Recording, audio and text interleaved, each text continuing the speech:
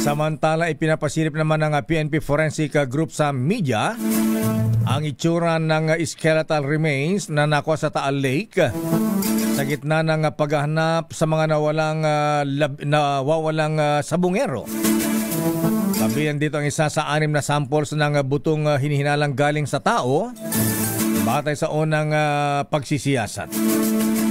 Makikita sa larawang ibinahagi ng Forensic Group ang portion ng hip bone o balakang ng isang kalansay na nakuha sa Taal.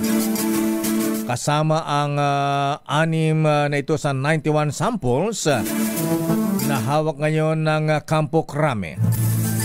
Ayon kay Police Lieutenant Colonel Edmar de la Torre, hepe ng DNA Laboratory Division,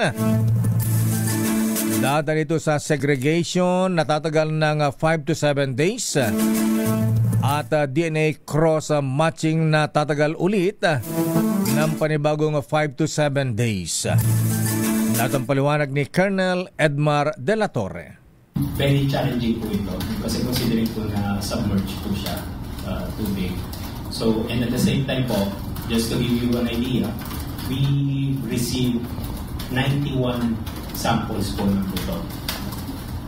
Hindi naman po malalaki lahat, may malalaki, may mga maliliit, pero it's just to tell you po yung kung gaano po ka-challenging po itong mga ginagawa po namin. At the same time po, hindi po kami nagbibigay po ng false hope sa kanila na say na madali to, mabilis to. Sinabi pa ni Colonel De La Torre na nagkaroon ng mishandling sa paghawak ng mga skeletal remains na nakuha sa Taal Lake. Narito muli si Colonel Torre.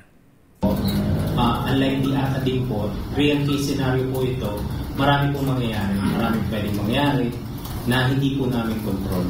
So although hindi po kami yung gumawa noon po, ang iniintindi po namin is sa mga ganyan po mga senaryo, marami pong ano po na hindi namin makakontrol.